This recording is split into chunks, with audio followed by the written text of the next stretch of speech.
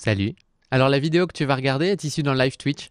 Donc n'hésite pas à nous rejoindre, le lien est dans la description. On est en live tous les mardis soirs, jeudi soir et dimanche soir à partir de 20 h. Des bisous. Voilà. Ah si, ils sont là, alors on va voir si c'est des hommes maintenant.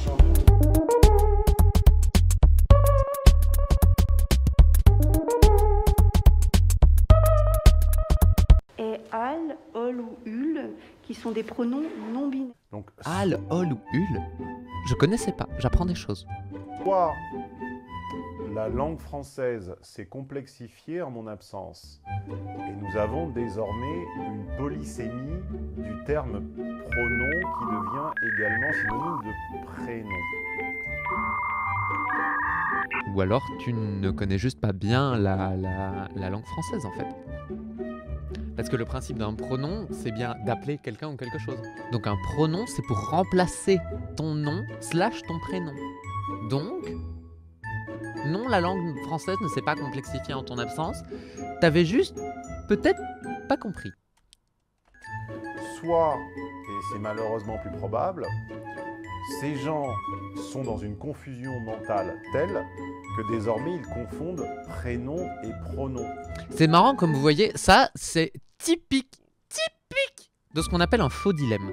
C'est-à-dire que là, il vous propose deux interprétations du sujet, et dans sa tête, il n'y a que ces deux interprétations du sujet-là. Donc il vous le dit, et vous, du coup, vous vous sentez obligé de choisir entre la langue s'est complexifiée, soit les gens confondent pronom et prénom. Alors qu'il y a 1000 explications autres. 1000.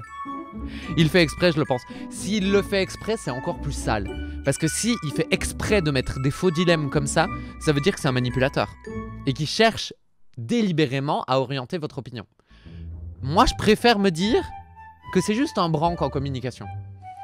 Je préfère me dire que ce gars-là n'est pas ouvert à ce qu'on appelle la zététique, au fait d'éviter nos biais mentaux. Je préfère me dire que même s'il s'y croit ouvert, il l'est pas vraiment, plutôt que de lui mettre l'étiquette méchant dessus. Tu vois, j'aime pas. Par contre, dans tous les cas, si tu as choisi de t'appeler Alferraz, Al est donc un diminutif, c'est-à-dire un surnom. Le surnom est l'abréviation d'un prénom. Un prénom, c'est pas un pronom.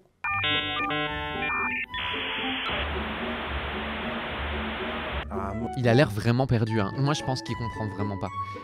Moment, vous êtes dans un glissement. Il a pas une tête de manipulateur, il a une bonne bouille. C'est juste parce que nous, on l'entend parler et on a accolé. Nous, on a un a priori sur ce type, mais franchement, tu vois une photo, tu te dis pas, ouais, c'est le pire manipulateur de l'univers, non.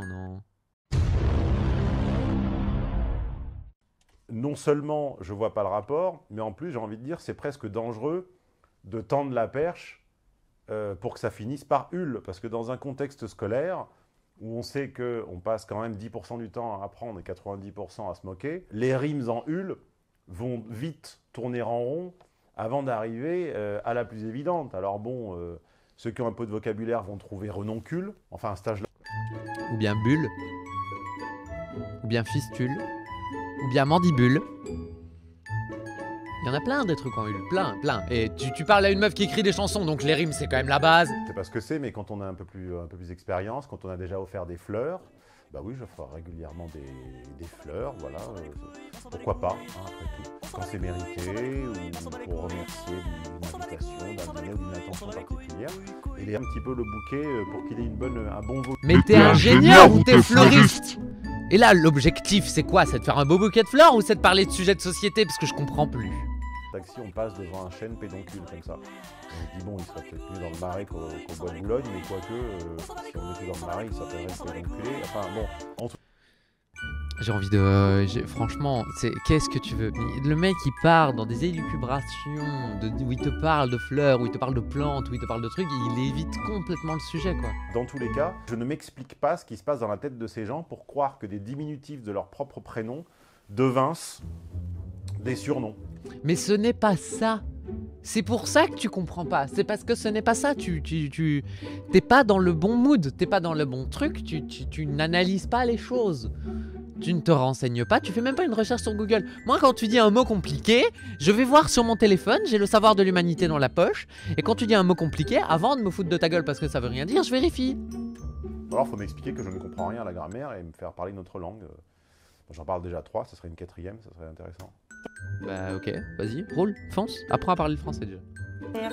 Donc on peut utiliser IL aussi. Oui, si vous voulez. D'accord. Yel, entre il et elle, est le pronom neutre le plus courant en France. Ses élèves de 18 ans le connaissent déjà. Alors tout à l'heure, on se demandait combien il y avait d'hommes, donc on voit toujours 0 manifestement. C'était gratuit, déjà. Donc ça fait un peu mal aussi quand même. Je ne sais pas combien vous comptez de cisgenres à l'écran, moi j'en compte 0. Et je dis pas ça parce que Il est sérieux? le mec a un t-shirt rose, hein, j'ai aussi une chemise rose, j'en ai même plusieurs d'ailleurs. C'est Le mec il vient littéralement de te faire le... Je suis pas raciste, j'ai un ami arabe quoi. Et personne dit rien. Moi ce qui me tue, c'est que le mec il fait ces trucs là, et dans les commentaires, t'as que des glandus. Ils ont pas l'air très combattants, quoi. Je pense que si un... T'as vraiment pas l'air combattant non plus hein. Je suis désolé, mais toi contre moi dans un octogone. Alors je sais que tu vas dire que je suis pas une vraie femme, m'en branle. Mais tu vas jamais dire que je suis un vrai mec. Ça, tu peux pas me le dire, je suis désolé, j'ai des nibards, j'ai des cheveux longs, je me maquille, je me balade en robe. Toi et moi, dans un octogone, je suis persuadé que c'est moi qui m'en sors. Hein. C'est pas une invitation, parce que j'aime pas violenter les gens.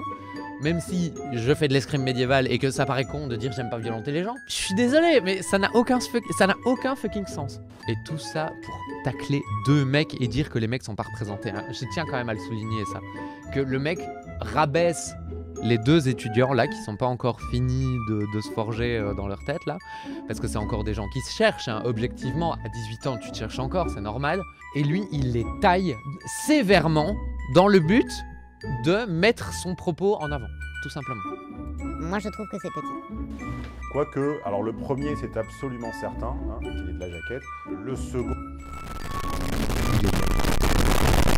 Tu sais, il peut pas dire qu'il est gay, c'est pas possible, parce que ça serait homophobe, tu vois. Dire lui, clairement, je le vois, il est gay, c'est homophobe, mais dire lui, il est de la jaquette, c'est bon, quoi. C'est de la jaquette? J'ai envie de mourir. Second, ça se discute. Je pense que le second, c'était potentiellement un cisgenre, mais que dans un environnement ultra féminin et féminisé... Quoi? Quoi? Quoi? Quoi? Ultra féminin et féminisé? Et il nous met ce collage? Déjà, le collage en lui-même, il a aucun sens. Il y a une Switch, il y a Game of Thrones, il y a Spider-Man, il y a un bonnet rose. Bref, aucun sens. Oui, d'ailleurs, en fait, alors il est en transition parce qu'il vient d'avouer qu'un jour, il pourrait se poser la question de ne plus être cisgenre. C'est marrant, dans ma génération, enfin, personne ne se demandait jamais ça. Eh ben, c'est faux. Je suis désolé, mais moi je connais quelqu'un qui a ton âge et qui s'est posé la question. J'en connais même plusieurs, j'en connais plein en fait. Donc dans ta génération, il y a plein de gens qui se posent ce genre de questions. C'est juste que toi tu le sais pas parce que t'es un con fermé et que bah s'il y a des gens dans ton entourage qui se posent ce genre de questions, bah c'est peut-être pas à toi qui vont aller te parler. Il y a peut-être des raisons pour ça. Je sais pas, peut-être parce que t'es un putain d'intolérant. C'est le progrès, et le problème c'est que le progrès rime avec grand déclassement également des universités, hein, parce que c'est ça qui m'importe. Progrès, grand déclassement des universités. On dit pas université. Enfin, si, toi peut-être que tu dis dans les universités. Mais c'est pas comme ça qu'on dit, on dit université. Progrès ne rime pas avec université. J'aimerais voir un classement français avec 2 critères marquants, l'omniprésence des questions de genre et les résultats scolaires et la valorisation de ces universités à l'international. Eh ben, frérot, renseigne-toi un tout petit peu sur les universités aux États-Unis. Tu prends les plus grandes universités.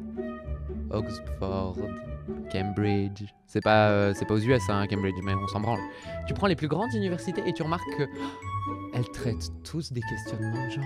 Parce que c'est des questionnements qui sont dans notre époque, en fait. Oh, merde alors. Les résultats ne collent pas exactement à ce que je voulais.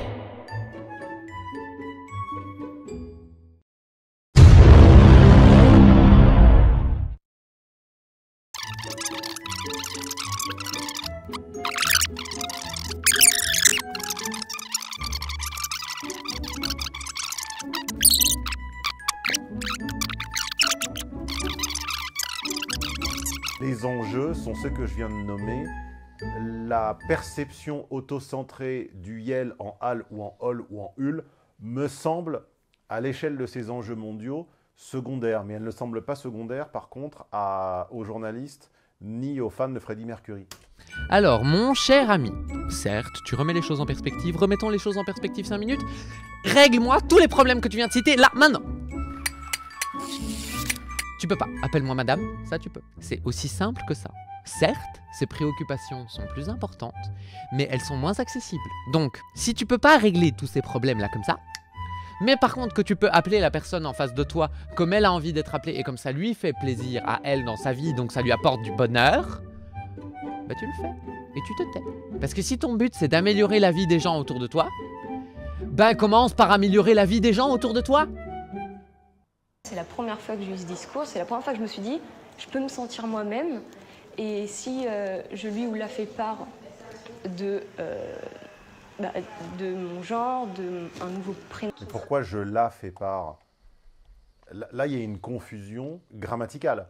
On comprend ce qu'elle veut faire, c'est qu'elle veut féminiser, je lui fais part. Mais... Il est vraiment en train de s'arrêter là-dessus. Hein. C'est juste parce qu'elle est stressée et qu'il y a une caméra. Elle s'est rendue compte en plus que ça n'avait pas de sens ce qu'elle disait, c'est normal. Donc quitte à jouer le jeu, encore eût-il fallu être cohérent et dire « je lui fais part ». Mais je... Et bien là, je trouve que son raisonnement est tout à fait justifié. Et là, il donne un vrai truc.